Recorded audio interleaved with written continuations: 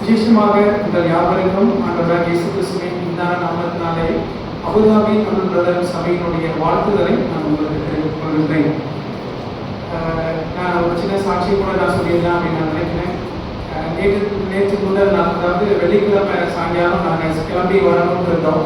ஆனால் கிளம்புறதுக்கு முன்னாடியே நிறைய பிரச்சனைகள், நிறைய போராட்டங்கள் தான் இருந்தது. அதை தாண்டி தான் வர வேண்டியதாக இருந்துச்சு. என்ன அப்படின்னு பார்க்கும்போதுன்னா, உங்களுக்கு எல்லாருக்குமே தெரியும், இந்த போர் பிரச்சனை இதெல்லாம் இருந்தது.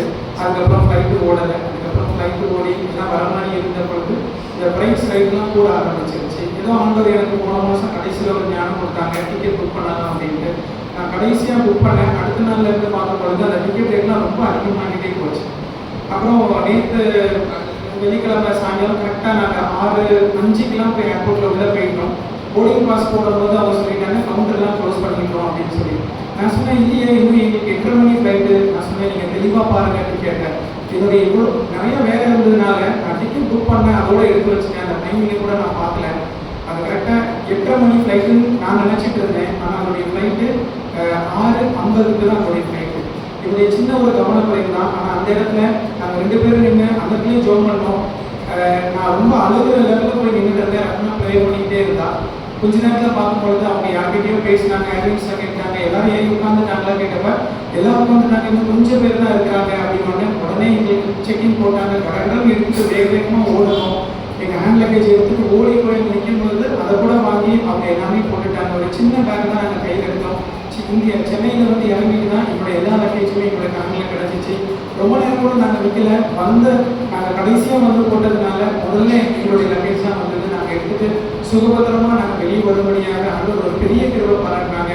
நேற்று தானெல்லாம் பார்க்கும்பொழுது 3 பேருக்கு வரக்கூடிய ஃபேர் தான் உங்களுடைய டிக்கெட் அந்த லெவலில் இருந்துச்சு. ஆனாலும் அவங்களுடைய பெரிய கிருபையினால இந்த பணிக்கெல்லாம் சுமூகமாக முடிந்து நாங்கள் இந்தியா வந்து தடையிறக்கும்படியாக அந்த பெரிய ஒரு கிருபை பாராட்டினாங்க. அதற்காக நான் தேவனுக்கு நான் நன்றி செலுத்துகின்றேன். இங்கே இருக்கிற எல்லாருமே அந்த இருக்கக்கூடிய தமிழ் சபைக்காக நீங்கள் ஜெபித்துக் கொண்டு வருகிறீங்க. அதனுடைய ஜெபத்தினுடைய பலன் அநேக காரியங்களை எங்களால் பார்க்க முடிகிறது. அங்க இருக்கக்கூடிய சபையில் இருக்கக்கூடிய ஒரு சில காரியங்களை சொல்லிவிட்டு இந்த நம்முடைய சிந்தனைக்குள்ளாக நாம் கடந்து செல்லலாம். அபுதாபி பிரதர் சபை என்று சொல்லும் பொழுது அங்கே அதிகமாக பிரதர் ஆண்கள் வரக்கூடிய ஒரு சபையாக தான் இருந்துச்சு. ஆண்களுடைய கிருபையினால இப்போ கடந்த 1 வருடமாக பார்க்கும் பொழுது அநேக புதிய புதிய குடும்பங்களை ஆண்டவர் கொண்டு வந்தார். அங்கே நான் போன டைம்லலாம் பார்த்தோம் அப்படின்னா சிஸ்டர்ஸ்லாம் 2-3 பேர் தான் இருப்பாங்க. அந்த பக்கத்தில் அண்ணி இருப்பாங்க, பிள்ளைங்க இருப்பாங்க, இன்னொரு சிஸ்டர் இருப்பாங்க, தான் இருப்பாங்க. ஆனால் இன்னைக்கு பார்க்கும்போது திரும்பி பார்க்குறோம், அந்த சேனல் கூட இடம் பத்தல. ஆண்டவர் அமிதமாக அநேக ஆத்துமாக்களை அநேகருடைய வாழ்க்கையில கிருபை பாராட்டி குடும்பமாக கடந்து வரவும், அதுக்கப்புறம் பார்க்கும்போது ஆன்லைன் மூலியமாக விசாரித்து அநேகர் வருகின்றாங்க. இதை பார்க்கும்போது மிகவும் மகிழ்ச்சியாக இருக்கிறது. இதற்கு பின்னாக எல்லாருடைய ஜெபம் தான் விசேஷித்த விதமாக இருக்கிறது. அதற்காக நாங்கள் அவங்களுக்கு நன்றி செலுத்துகின்றோம். தொடர்ந்து அந்த திருச்சபைக்காக நீங்கள் விசேஷமாக ஜெபித்துக் கொள்ளுங்கள். அங்கே நடைபெறுகிற ஊழியம் மிக முக்கியமான ஊழியம் அப்படின்னு சொன்னால் இந்த கேம்பஸ் ஊழியம். கேம்புகளில் போய் ஜனங்களை போய் பார்க்கிறது. இந்தியாவில் பார்க்கும் பொழுது இங்கே சுவிசேஷத்தை அறிவிப்பதற்கு எந்த விதமான எதிர்ப்பு இல்லை.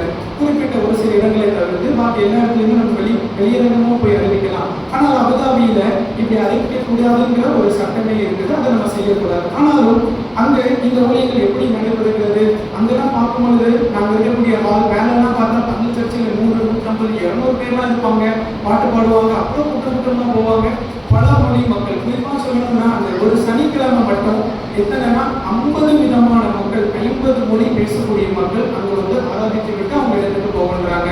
அப்படிப்பட்ட ஒரு இடத்துல ஆண்டவர் இங்கே நாங்கள் செய்கின்ற ஊழியம் என்ன அப்படின்னு சொன்னேன்னா, கேம்ப்பு, அப்புறம் ஏதாவது கடை, மால் வாசல்ல, ரோட்டில், டீ கடை, இந்த மாதிரி முக்கெல்லாம் போய் நாங்கள் நின்றுட்டு ஜோம் பண்ணிட்டு நாங்கள் போய் நிற்போம். ஆண்டவரே யாராவது ஒரு ஆத்துமாக்களை கொண்டு வாங்க, யாராவது ஒரு தமிழ் பேசுகிறவங்களை கொண்டு வாங்கன்னு சொல்லி கேட்போம். ஆண்டவர் அதே மாதிரி கொண்டு வருவாங்க. அவங்களுக்கு வீட்டை ஏற்ற ஒன்றத்தை எங்களுக்கு கொடுப்பாங்க. ஆண்டவர் நாங்கள் அவங்ககிட்ட பேசுவோம், அவங்களுக்காக ஜெபிப்போம், அவங்கள்ட்ட ஒரு ரெக்வஸ்ட் மாதிரி கேட்போம், எங்களுடைய சபைக்கு வாங்க, அங்கே தமிழ் ஜனங்கள்லாம் நிறையா இருக்கிறாங்க, உங்களுக்கு இன்னும் அதிகமாக நீங்கள் அறிந்து கொள்ளலாம். நாங்கள் முதலாக நல்ல நட்பு வட்டாரத்தை உண்டாக்கி அதற்கு பிற்பாடு சபைக்கு வந்ததுக்கு பிற்பாடு அவங்களுக்கு கொஞ்சம் கொஞ்சமாக வேத வசனங்கள் சொல்லி ஆண்டவருடைய அன்பை விளக்கி சொல்லிக் கொடுத்து அதற்கு பிற்பாடு அவங்க ரட்சிப்புக்கு நேராக கடந்து வந்து சபையினுடைய ஐக்கியத்திலே கடந்து வரக்கூடியதாக இருக்கிறது. இந்த ஊழியம் ரொம்ப ஒரு கனமான ஒரு ஊழியம். அதில் ஒரு 3 குழுக்களாக என்ன செஞ்சோம் பிரிஞ்சு திங்கட்கிழமை, செவ்வாய்க்கிழமை, புதன்கிழமை இந்த 3 நாட்கள் நாங்கள் என்ன செய்யறோம், 3 குழுவாக பிரிஞ்சு நாங்கள் போகிறோம். இந்த ஊழியத்துக்காக நீங்க தொடர்ந்து ஜெபித்துக் கொள்ளுங்க. போன மாதத்துல இந்த போர் நடந்தது, பிரச்சனைலாம் நாங்கள் போக முடியல. ஆனா இந்த மாதத்திலிருந்து அதை நாங்கள் தொடங்கி இப்போ நாங்கள் செய்து கொண்டிருக்கின்றோம். விசேஷித்த விதமாக நீங்க இதற்காக இந்த கேம்பஸ் ஊழியத்துக்காக நீங்க அதிகமாக நீங்க ஜெபித்துக் கொள்ளுங்க.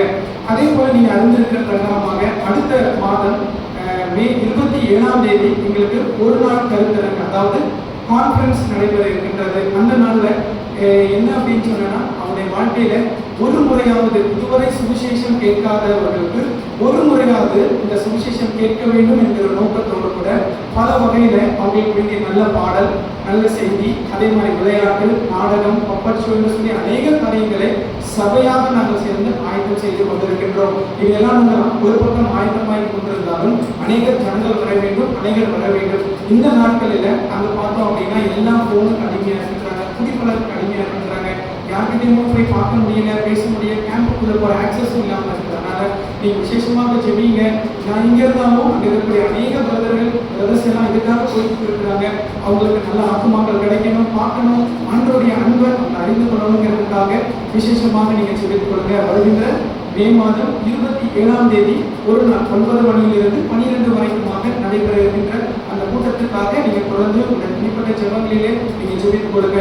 இம்மட்டுமாக உங்களுடைய ஜெபம் பின்னாடி இருந்தது, ஆனால் இம்மட்டுமாக தேவன் நீங்கள் எல்லாரையும் வழிநடத்தி கொண்டு வருகிறார். தொடர்ந்து உள்ள காரியங்களுக்காக, விசேஷத்த கூட்டத்திற்காக. ஏன் அப்படின்னா இனி வர நாட்கள் அப்படி எப்படி இருக்கும்னு சொல்லி தெரியாது. ஆனால் அண்ணன் சொல்லுவாங்க, நம்ம விசுவாசத்தோடு கூட ஒரு காலம் நம்ம எடுத்து வைப்போம். யோர்தான் அவங்களுக்கு முன்னாக இருந்துச்சு, பின்னாடி பார்க்கும்போது அவன் வந்து பின்னாடி துரத்திட்டு வந்தான். இஸ்ரவேல் ஜனங்கள் மோசே ஆண்டவர் என்ன சொன்னாரு, நீ முன்னாடி ஒரு காலை எடுத்து வைக்கணும். யோசுவா கிட்டே ஆண்டவர் சொன்னதான். ஆசாரியர்கள் அந்த காலை வச்ச பொழுது என்ன செஞ்சு அந்த தண்ணி ரெண்டாவது இருந்துச்சு. அதே மாதிரி சூழ்நிலைகள் எது வேணா இருக்கட்டும், நடக்கிறது என்ன வேணா நடக்கட்டும், ஆனா விசுவாசத்தோட நாம ஒரு அடி எடுத்து வைக்கும் பொழுது நிச்சயமாக ஆண்டவர் கனம் பண்ணுவாங்க. ஆண்டவரால சூரியனையும் சந்திரனையும் நிறுத்த முடிந்த ஆண்டவரால இவையெல்லாம் ஆண்டவருடைய லகுவான காரியம் அப்படின்னு சொன்னாங்க.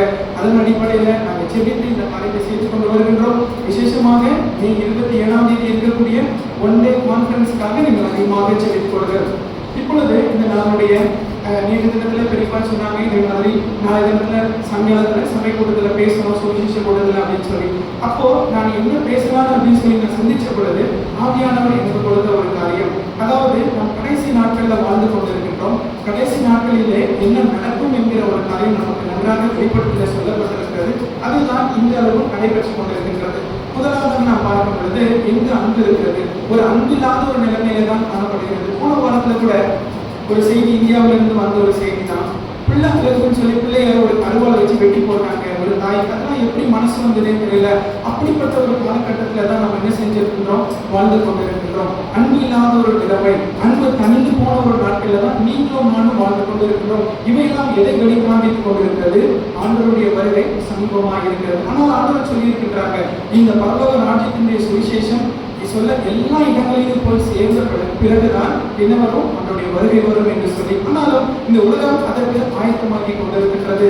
ஆண்டவருடைய பிள்ளைகளாக இருக்கிற நாமும் கூட ஆண்டவருடைய வருகையை எதிர்நோக்கி ஆயத்தமாக இருக்க வேண்டும். அப்படியாக ஆண்டவரை கேட்ட பொழுது ஆண்டவர் எனக்கு கொடுத்த ஒரு பகுதி தான் மத்திய எழுத சுவிசேஷம் அந்த 25ஆம் அதிகாரம் 1 to 13 வரை உள்ள ஒரு வசனங்கள். மத்திய எழுத சுவிசேஷம் 25ஆம் அதிகாரம் 1 to 13 வரை உள்ள வசனங்கள். அப்பொழுது மனோராஜ்யம் தங்கள் தீவட்டிகளை பிடித்துக் கொண்டு மணவாளனுக்கு எதிர்கொண்டு போக புறப்பட்ட 10 கன்னிகைகளுக்கு ஒப்பாயிருக்கும். அவர்கள் 5 பேர் புத்தி உள்ளவர்களும் 5 பேர் புத்தி இல்லாதவர்களுமாய் இருந்தார்கள். புத்தி இல்லாதவர்கள் தங்கள் தீவட்டிகளை எடுத்துக்கொண்டு போனார்கள், எண்ணெயோ கூட கொண்டு போகவில்லை. புத்தி உள்ளவர்கள் தங்கள் தீவட்டிகளோடு கூட தங்கள் பாத்திரங்கள் எண்ணெயையும் கொண்டு போனார்கள்.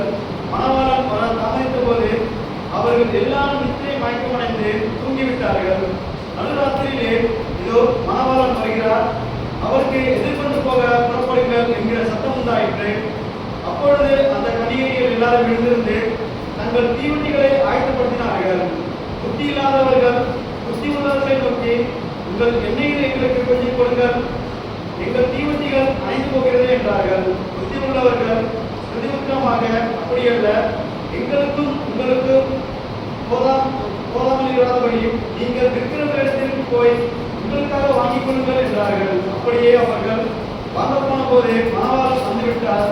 ஆயத்தமாக இருந்தவர்கள் அவரோடு கூட கல்யாண வீட்டுக்குள் பிரவேசித்தார்கள். கதவு அடைக்கப்பட்டது.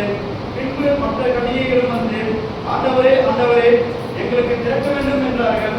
அதற்கு அவர், உங்களை அறியேன் என்று மெய்யாகவே உங்களுக்கு சொல்கிறேன் என்றார்.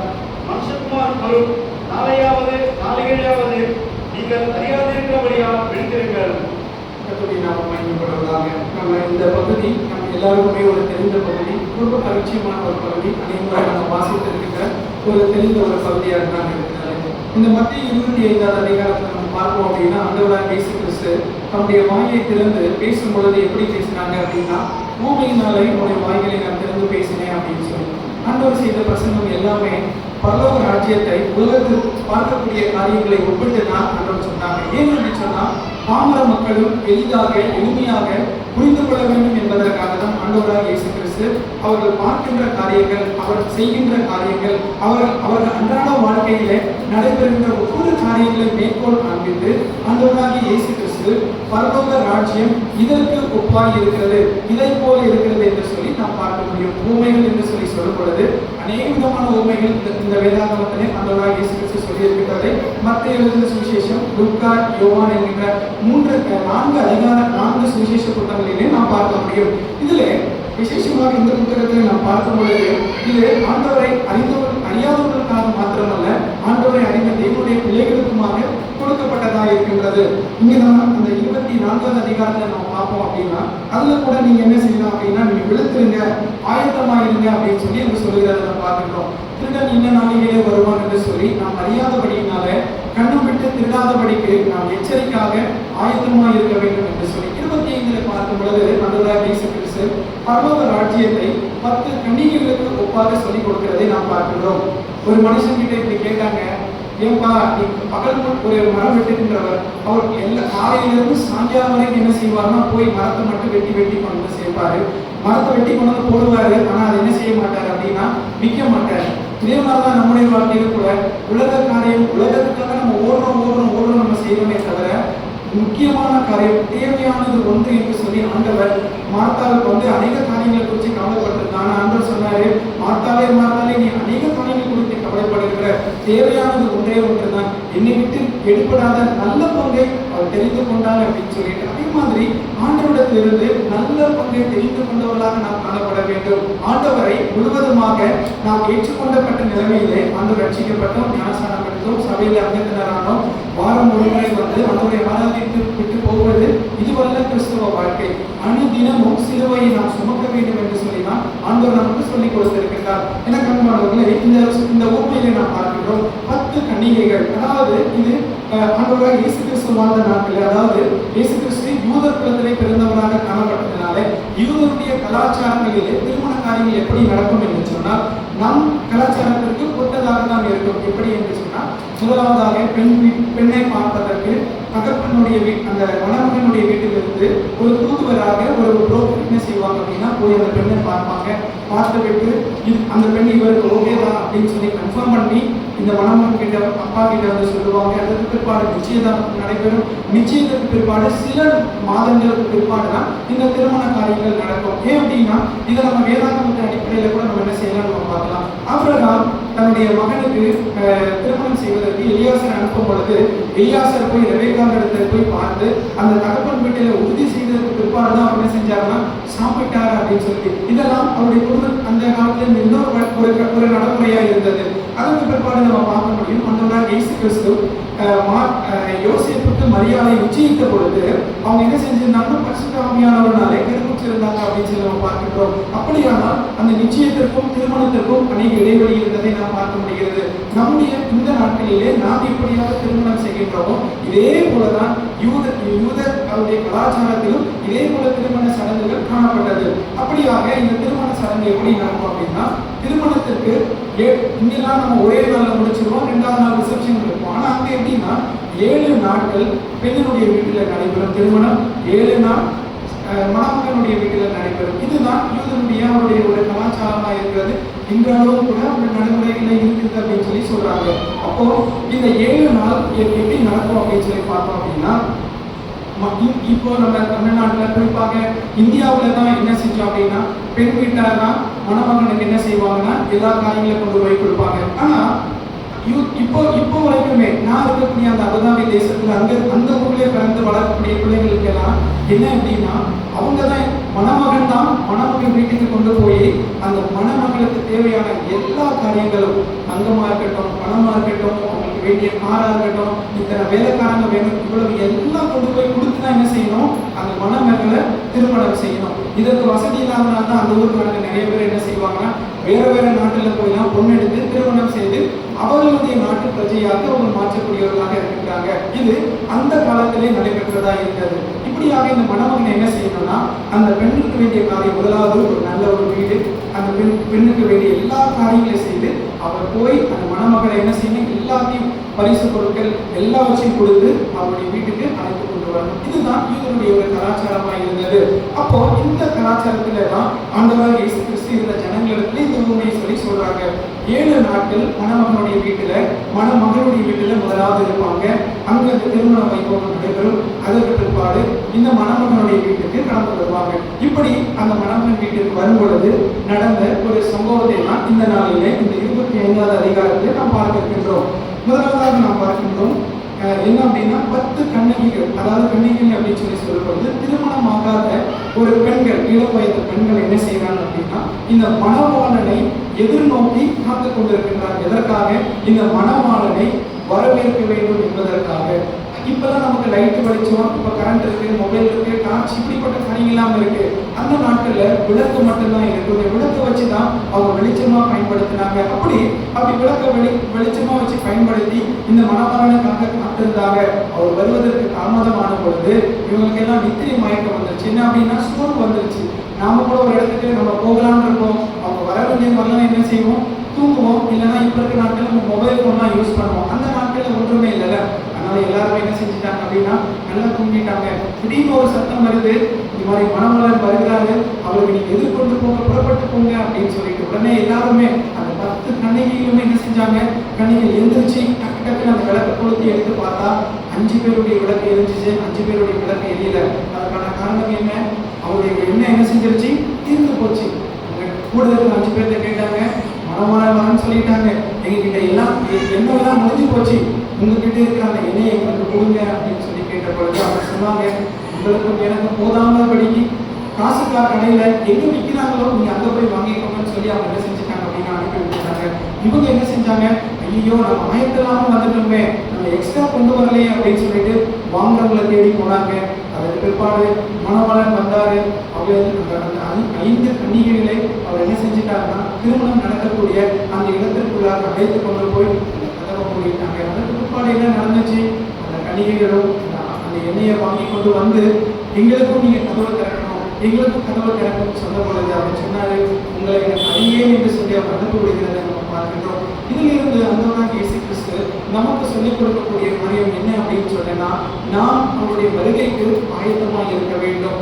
மணவாளன் யார்? ஆண்டவராகிய இயேசு கிறிஸ்துவாய் இருக்கின்றார். அந்த கன்னிகைகள் என்று சொல்லி சொல்லும் பொழுது நீங்களும் நானும் தான் இந்த கன்னிகைகளாக நாம் இருக்கின்றோம். எப்படி? ஆண்டவராகிய இயேசு கிறிஸ்து மணவாளனாய் இருக்கிறார். மணவாட்டியாக இருக்கக்கூடிய இந்த சபையை, தேவனால் தெரிந்தெடுக்கப்பட்ட இந்த பிள்ளைகளை அவரோடு கூட கொண்டு போய் சேர்க்கிறதற்கு அவர் சீக்கிரமாக என்ன செய்ய போகின்றார், வரப்போகிறார் என்பதை தான் ஆண்டவராகிய இயேசு கிறிஸ்து இந்த ஊரை மூலமாக சொல்லுகின்றார். அருமையானவர்களே, இப்படியாக நாம் நினைத்துக் கொள்ளலாம். நான் ஒருவரை ரட்சிக்கப்பட்டு விட்டேன், ஞானஸ்நானம் எடுத்து விட்டேன், தேவனுடைய பிள்ளை ஆகிவிட்டேன், இன்றைக்கு தேவனுடைய வருகை இருக்கும் என்று சொன்னால் நான் தேவனோடு கூட இருப்பேன் என்கின்ற நம்பிக்கை நம் எல்லாருக்குமே இருக்கு. ஆனால் நிச்சயமாகவே நாம் அவருடைய வருகை வரும் பொழுது அவரோடு கூட நாம் செல்லுவோமா? அந்த நிச்சயம் நமக்குள்ளாக இருக்கின்றதா அப்படின்னு சொல்லி ஒவ்வொரு விசுவாசியை நான் பார்த்து நான் கேட்கும் பொழுது நிச்சயமாக அது நம்மை பார்த்து ஒரு கேள்வி கேட்கக்கூடிய ஒரு நிலைமையில் தான் நாம் இருக்கின்றோம். நாம் எல்லா நிலைமையிலும் நம்ம ஆயத்தமா இருக்கின்றோமா? ஒரு இடத்துக்கு பிரயாணத்துக்கு நம்ம போகணும் அப்படின்னா எவ்வளவு ஆயத்தம் நம்ம பண்ணுவோம். இப்போ உதாரணமாக எடுத்துக்கொள்ளுங்க, ஊருக்கு போகணும், ட்ரெயினுக்கு நம்ம என்ன செய்வோம், துணிமணி எடுப்போம், வேண்டிய காரியங்கள் எடுப்போம், உணவு நம்ம எடுப்போம். ஆனா டிக்கெட் எடுக்கலாம் நம்ம என்ன செய்ய முடியாது, நம்ம இடத்துக்கு நம்ம போக முடியாது. அதே மாதிரி மாதிரிதான் நம்ம எல்லா காரியங்கள் ஆயத்தம் எல்லாமே நம்ம செஞ்சிருந்தாலும் நம்முடைய வாழ்க்கையில ரட்சிப்பு அப்படிங்கிற ஒரு காரியம் இல்லை அப்படின்னா நம்ம என்ன செய்ய முடியாது? அவருடைய வருகையில அவரோடு கூட போக முடியாது. ஏன்னா அவருடைய பிள்ளைகளை தான் அவர் என்ன செய்ய போகிறார்? பரலோகத்துல அவருடைய வருகையில இமை பொழுதிலே மறுரூபமாக்கப்பட்டு அவரோடு கூட நாம் எடுத்துக்கொள்ளப்பட போகின்றோம். ஆனால் இன்றைய நாட்களிலே உலகத்துல நம்ம பார்ப்போம் அப்படின்னா ஒரு மாயமாலமான ஒரு காரியம் நடைபெற்று கொண்டிருக்கின்றது. அவங்க ரட்சிக்கப்பட்டாங்களோ இல்லையோ, அவங்களுக்கு முதலாவது ஞானஸ்தானம் கொடுத்திருக்கிறாங்க. அந்த ரட்சிப்புக்குள்ள இருக்கிறாங்களா இல்லையான்னு தெரியாது. சபையில எல்லா காரியங்களும் செய்யக்கூடிய நிலைமையில இருக்கிறாங்க. அவர்களுக்குள்ளாகவே என்ன ஒரு நம்பிக்கை இருக்குன்னா, நான் ரட்சிக்கப்பட்டேன் என்று சொல்லி. ஆனால் ரட்சிக்கப்பட்ட ஒரு அனுபவம் இல்லாத ஒரு நிலைமையில வெள்ளையடிக்கப்பட்ட கல்லறையாக தான் அன்றைக்கு இருந்த பரிசேயர்களை போல இன்றைக்கும் கூட அநேகர் இருக்கிறார்கள். இன்றைக்கு நாமும் கூட ஆண்டவராகிய இயேசு கிறிஸ்து இந்த உண்மை மூலமாக நம்மோடு கூட பேசக்கூடிய ஒரு காரியம் என்ன என்று சொன்னால், நாம் உண்மையாகவே ரட்சிக்கப்பட்டவர்களாக இருக்கின்றோமா? அவருடைய வருகைக்கு நாம் காத்துக் கொண்டவர்கள் நாம் இருக்கின்றோமா? இல்லை என்று சொன்னால் உலக மனுஷனை போல சடங்காச்சாரத்திற்காக சபைக்கு வருகிறதையும் வேதத்தை வாசிக்கின்ற நிலைமையில நாம் காணப்படுகின்றோமா? இல்லை இல்லை. ஆண்டவர் அப்படி விரும்புகிறதாகவே இல்லை. நாம் செய்ய வேண்டியது என்ன? நாம் அவருக்குள்ளாக வளர்ந்தவர்களாக காணப்பட வேண்டும். நமக்குள்ளாக கனிவுள்ள ஒரு வாழ்க்கை காணப்பட வேண்டும். நம்மை ஆண்டவர் வந்து பார்க்கும் பொழுது அத்தி மரத்தை பார்த்து கேட்டாரே, அத்திமரமே அத்திமரமே உன்னிடத்துல எந்த கனியுமே இல்லை என்று சொல்லி ஆண்டவர் சபிக்கிற ஒரு நிலைமையை நாம் பார்க்கின்றோம். அந்த இளைய அதிகாரத்தில் நாம் பார்க்க முடியும். ஆண்டவருடைய நாமத்தினாலே நாங்கள் அதிசயங்களை செய்தோம், அற்புதங்கள் எல்லாம் செய்தோம் என்று சொல்லி அந்த நாட்களிலே அநேகர் வந்து சொல்லுவார்கள். ஆனால் ஆண்டவராகிய இயேசு கிறிஸ்து சொல்லுவார், உங்களை நான் அறியேன் என்று சொல்லி. அருமையானவர்களே, நாம் அறியப்படுகின்ற தேவனால் அறியப்படுகிற நிலைமையிலே நாம் காணப்படுகின்றோமா? நம்முடைய ரட்சிப்பு எந்த நிலைமையிலே காணப்படுகிறது? நம்முடைய ரட்சிப்பு உண்மையானதாகவே இருக்கின்றதா? இல்லை என்று சொன்னால் மற்றவர்களை போல ஒரு மாய்மாலமான ஒரு ரட்சிப்புகளாக நாம் இருக்கின்றோமா? சிந்தித்து பார்க்க வேண்டிய அவசியம் உள்ளதாக இருக்கின்றது. ரட்சிக்கப்படுவதற்கு முன்பதாக நாம் எப்படி வேண்டுமானாலும் இருந்திருக்கலாம். அப்படி இருந்தும் நாம் ரட்சிக்கப்பட்ட பிற்பாடு நம்முடைய வாழ்க்கை பழைய நிலைமையை போல, பழைய மனுஷனை போல நாம் இப்பொழுதும் நாம் அதே நிலைமையில வாழ்ந்து கொண்டிருப்போம் என்று சொன்னால் நம்முடைய வாழ்க்கையிலே ரட்சிப்பே இல்லை. நாம் ஒருவேளை சொல்லிக் கொள்ளலாம், கிறிஸ்துவ பெயர் எனக்கு இருக்கிறது, நான் சபைக்கு வருகின்றேன், எல்லா காரியங்களும் நான் செய்கிறவனாக நான் காணப்பட்டாலும் ஆனால் உண்மையான ரட்சிப்பு எனக்குள்ளாக இல்லை. ஆண்டவருடைய வருகையிலே நாம் கனவீனப்பட்டவர்களாக காணப்படுவோம். ஆண்டவருடைய வருகையிலே நாம் ரட்சிக்கப்படாதவர்களாக தேவனால் அறியப்படாதவர்களாக நாம் காணப்படுவர்களாக நாம் காணப்படுவோம். எனவே நாம் சிந்தித்து பார்ப்போம். ஒருவேளை இந்த ராத்திரி நேரத்தில் கடந்து வந்திருக்கிற யாராவது இதுவரைக்குமாக ஆண்டவருடைய அன்பை ருசி பார்க்காதவர்களாக, ஆண்டவரை இதுவரைக்குமாக ஏற்றுக்கொள்ளாதவர்களாக சபைக்கு வந்து போகிற நிலைமையிலே காணப்படுகிற யாராவது இருப்பீங்க அப்படின்னு சொன்னா, இந்த நாள் பிரச்சனைய நாளாக இருக்கிறது.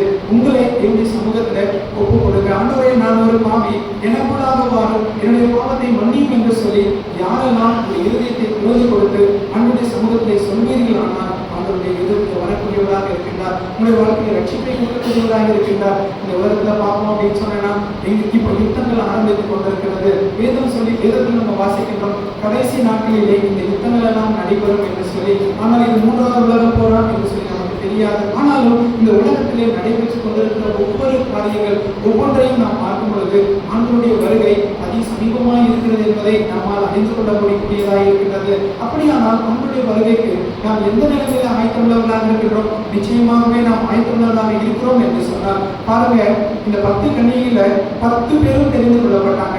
எல்லாருமே வரல. அதே மாதிரி இந்த சபையில நாம் வந்திருக்கிற நாம எல்லாருமே தேவனால் தெரிந்து கொள்ளப்பட்டவர்களாக நம்ம இருக்கின்றோம். இந்த உலகத்தை சுற்றி சபையிலிருந்து வெளியே கூட அநேக ஜனங்கள் இருந்தாலும் நீங்களும் நானும் தேவனால் தெரிந்து கொள்ளப்பட்டவர்கள், முன்குறிக்கப்பட்டவர்கள். தேவனால் முன்குறிக்கப்பட்டதனால ஆண்டவர் உங்கள் மீதும் என் மீதும் அன்பு வைத்த நிமித்தமாக, உங்களையும் அவரையும் நேசித்தது நிமித்தமாக நமக்காக அந்த சிலுவையிலே பாடுபட்டு எல்லாவற்றையும் ஏற்றுக்கொண்டவராக உங்களையும் என்னையும் எப்படியாக மாற்றியிருக்கின்றார்? ஆராதனை நம்ம கேட்டோம் அல்லவா? நம்மை ஆசாரியர்களுமாக, பரிசுத்தவான்களாக, ராஜாக்களுக்குமாக, அவருடைய பிள்ளைகளாக அவர் நம்மை மாற்றியிருக்கின்றார். இப்படிப்பட்ட சாத்தியத்தை பெற்றிருக்கின்ற நாம் நமக்குள்ளாக ஆவிக்குரிய காரியங்களை அனுதினமும் வளர வேண்டும். அவருடைய வருகை எதிர்நோக்கி காத்திருக்கிறவர்களாக நாம் காணப்பட வேண்டும். இதை நீங்கள் மறந்து போகவே வேண்டாம். இவர்களிடத்தில் 2 பேருமே தெரிந்து கொள்ளப்பட்டவர்கள் தான். 10 கன்னிகைகளுமே இந்த மணவாளனுடைய வருகைக்காக தெரிந்து கொள்ளப்பட்டவர்களாக இருந்தாலும் 5 பேர் மாத்திரமே மணவாளனுடைய வருகையில மணவாளன் வரும்பொழுது அவரோடு கூட உள்ள போனதை நம்ம பார்க்கிறோம். 5 பேர் போகல. அதுக்கு காரணம் என்ன அப்படின்னு சொன்னா, அவளுக்கு எண்ணெய் இல்லாமல் போயிடுச்சு, எண்ணெய் பற்றாக்குறை இல்லாமல் போயிடுச்சு. நம்முடைய வாழ்க்கை இன்றைக்கு என்ன குறைவு இருக்கின்றது? எண்ணெயை நாம் வேதாகமத்தில் பார்க்கும் பொழுது அபிஷேகத்திற்கு அடையாளமாக சொல்லப்பட்டிருக்கின்றது, ஆசீர்வாதத்திற்கு அடையாளமாக சொல்லப்பட்டிருக்கிறது. நாம் இப்படியாக பார்க்கலாம், பரிசுத்த ஆவியானுடைய வழிநடத்துதல் என்று சொல்லி உங்களுக்குள்ள எனக்குள்ளாக இந்த பரிசுத்த ஆவியானவர், உணர்த்துதலின் ஆவியானவர் அனுதினமும் நம்மோடு கூட பேசுகின்றாரா? வேத வசனத்தை வாசிக்கும் பொழுது ஆண்டவர் உங்களோடு கூட பேசவில்லை என்று சொன்னால், இன்றளவும் நாம் பரிசுத்த ஆவியானவருக்குள்ளாக நாம் காணப்படவில்லை. நாம் ரட்சிக்கப்பட்ட நிலைமையிலே தான் நாம் காணப்படுகின்றோம். நமக்கும் தேவனுக்குமான தூரம் எவ்வளவு தூரமாக இருக்கிறது? நாம் வேதம் வாசித்தாலும் சரி, ஜெபித்தாலும் சரி, தேவன் நம்மோடு கூட பேச வேண்டும். நாம் எந்த காரியத்தை செய்தாலும் பரிசுத்த ஆவியானவர், அவர் கண்டித்து உணர்த்தக்கூடிய ஆவியானவர், நம்மை உணர்த்துகிற நிலைமையிலே நம்மை நாமே சிந்தித்து பார்ப்போம். அந்த நிலைமையிலே நாம் இருப்போம் என்று சொன்னால் மாத்திரமே நாம் தேவனுடைய பிள்ளைகள் என்று சொல்லி சொல்ல முடியும். நமக்குள்ளாக ரட்சிக்கப்பட்ட பிற்பாடு எந்த விதமான ஒரு மாற்றமும் இல்லை. பழைய மனுஷனை கூட நாம் வாழ்ந்து கொண்டிருக்கின்றோம். கடமைக்காக நாம் எல்லா காரியங்களும் செய்கிறவர்களாக நாம் காணப்படுவோம் அப்படின்னு சொன்னால் இன்றைக்குமாக நம்முடைய ரட்சிப்பு ஒரு பெரிய கேள்விக்குறியாக இருக்கிறது. எனவே ரட்சிக்கப்பட்டு தேவனுடைய பிள்ளையாக இருக்கின்றேன், சபைக்கு வருகிறேன் என்று சொல்லி சொல்கிறவருடைய வாழ்க்கையிலும் கூட நாம் சிந்தித்து பார்க்க வேண்டியது அவசியம் உள்ளதாக இருக்கிறது. ஏனென்று சொன்னால் நம்முடைய வருகை சமீபமாக இருக்கிறது. நாம் வெளியே வெள்ளடிக்கப்பட்ட கல்லறையை போல நாம் ஒரு நாளும் இருந்து விடக்கூடாது. தேவனுடைய பிள்ளைகளாக இருக்கின்ற நாம் மிக கவனமுள்ளவர்களாக நாம் காணப்பட வேண்டும். நமக்கென்று ஆக்கினை தீர்ப்பு வைக்கப்பட்டிருக்கின்றது. நமக்கென்று தேவன் ஒரு பரிசு ஸ்தலத்தை ஆயத்தப்படுத்தி வைத்திருக்கின்றார். அந்த இடத்துல நீங்களும் நானும் பிரவேசிக்க வேண்டும். அந்த இடத்துல நீங்களும் நானும் போக வேண்டும் என்று சொன்னால் ஆயத்தம் என்னும் பாதரட்சியை அணிந்தவர்களாக நாம் ஆயத்தமாக இருக்க வேண்டும். இது ஒரு நாள் 2 நாள் இல்லை, அனுதினமும் வேணும். இந்த ஆயத்தம் நம்முடைய வாழ்க்கையில காணப்பட வேண்டும். இன்றைக்கு இந்த இரவுல ஆண்டுடைய வருகை இருக்கும் என்று சொன்னால் நான் தேவனோடு கூட இருப்பேன், அவருடைய வருகையில எடுத்துக்கொள்ளப்படுவேன் என்ற ஒரு நம்பிக்கை நம்முடைய வாழ்க்கையில காணப்பட வேண்டும். அப்படிப்பட்ட நிலைமையில் இருந்தால் மாத்திரமே அவருடைய வருகை வரும் பொழுது அவரோடு கூட நாம் போக முடியும். இல்லை என்று சொன்னால் அந்த நாட்களிலே அந்த 5 கன்னிகைகள் எப்படியாக வந்து கதவை தட்டி ஆண்டவரே எங்களுக்கும் கதவை தரும் என்று சொல்லி சொன்னாங்க. திறக்கப்படல. பழைய ஏற்பாட்டு காலத்தில் பார்க்கும் பொழுது நோவாவினுடைய நாட்களிலும் இதேதான் நடந்தது என்று சொல்லி நாம் பார்க்கின்றோம். நோவாவினுடைய நாட்களிலே பாவம் கொடிதாக இருந்தது. பெண் கொண்டார்கள், பெண் எடுத்தார்கள், எல்லா விதமான பாவங்களை செய்தார்கள். ஆனால் பேழை கட்டி அதற்குள்ளாக நோவாவினுடைய குடும்பமாக காக்கப்பட்டது. மழை வந்து நெருக்கின பொழுது ஜனங்கள் சொன்னால், நோவா எங்களுக்கும் நீர் கதவை திறக்க வேண்டும், நாங்களும் உங்களாக வருகிறோம் என்று சொல்லி. ஆனால் ஆண்டவர் அந்த கதவை அடைத்து விட்டார். அருமையானவர்களை, நாம் கைவிடப்படாதவர்களாக தேவனோடு கூட அவருடைய நியாயாசனத்திலே அவரோடு கூட நியாயம் தீர்க்கும்படியாக அவர் நமக்கு வைத்திருக்கின்ற அந்த வெகுமதிகளையும் அவர் நமக்கு வைத்திருக்கின்ற எல்லா காரியங்களையும் பெற்றுக்கொள்வதற்காக சந்தோஷத்தோடு கூட அவருக்காக நாம் ஓடக்கூடியவர்களாக நாம் காணப்பட வேண்டும். நாம் முதலாவதாக நாம் பார்த்தோம், நாம் ரட்சிக்கப்பட்ட நிலைமையில நாம் இருக்கின்றோமா, எந்த நிலைமையில இருக்கிறோம் என்று சொல்லி நாம் பார்த்தோம். ரட்சிக்கப்பட்டவர்கள் தேவனோடு கூட எந்த நிலைமையிலே காணப்படுகின்றோம். நாம் ஆயத்தமாகும் பொழுது நம்மோடு கூட இருக்கிற எல்லாரையும் என்ன செய்ய வேண்டும்? ஆயத்தப்படுத்த வேண்டும். நாம் ஆயத்தமாக்க வேண்டும், மற்றவர்களையும் தேவனுடைய வருகைக்கு ஆயத்தமாக்க வேண்டும். இதுதான் தேவன் நமக்கு கொடுத்திருக்கிற ஒரு பிரதானமான கட்டளையாக இருக்கின்றது. அந்த இயேசு கிறிஸ்து சொன்ன ஒரு காரியம் என்ன? சீஷர்களிடத்திலே நீங்கள் உலகமெங்கும் சகல ஜனங்களிடத்திலும் போய் இந்த பரலோக ராஜ்யத்தின் சுவிசேஷத்தை தெரிவித்து பிதா குமாரன் பரிசுத்த ஆவியினாலே அவர்களுக்கு ஞானஸ்நானம் கொடுத்து அவர்களை சீஷராக்குங்கள் என்று சொல்லி ஆண்டவர் உங்களுக்கு எனக்கு ஒரு பிரதான கட்டளை கொடுத்திருக்கின்றாங்க. இந்த கட்டளை நம்ம எல்லாருக்கும் கொடுக்கப்பட்டிருக்கிறது. இது மட்டுமாக இதுவரைக்குமாக எத்தனை பேரை நாம் தேவனுக்கென்று ஆயத்தப்படுத்தி இருக்கின்றோம். இதுவரைக்குமாக தேவனுக்குள்ளாக எத்தனை பேரை நடத்த முயற்சி செய்து கொண்டிருக்கின்றோம். அதை நம்முடைய குடும்பத்திலிருந்தே நாம் துவங்க வேண்டும். நம்முடைய குடும்பத்திலே, நம்முடைய வீட்டிலே எத்தனை பேர் இன்னும் ஆண்டவரை அறியாத நிலையில் இருக்கின்றாங்க. நம்முடைய சொந்தக்காரங்க எத்தனை பேர் இருக்கிறாங்க. அவர்களும் இந்த ஆண்டவரை அன்பை அறிந்து கொள்ள வேண்டும் என்று சொல்லி ஆசை நமக்கு இல்லையா? நாம் கடந்து வர வேண்டும். அவர்களுக்கும் இந்த அன்பை சொல்ல வேண்டும். அவர்களுக்காக அனுதினம் ஜெபிக்க வேண்டும். நாம் ஜெபம் இல்லாத ஒரு வாழ்க்கை ஒரு வெற்றி இல்லாத ஒரு வாழ்க்கையாக இருக்கிறது. ஒரு பெருமிதமான ஒரு வாழ்க்கையாக இருக்கிறது. அனுதினமும் அவர்களுக்காக ஜெபிக்க வேண்டும். தேவனுடைய சமூகத்தில் போராட வேண்டும். ஜெபிக்கும் பொழுது நிச்சயமாக ஆண்டவர் அவருடைய வாழ்க்கையில கிரியை செய்வாங்க.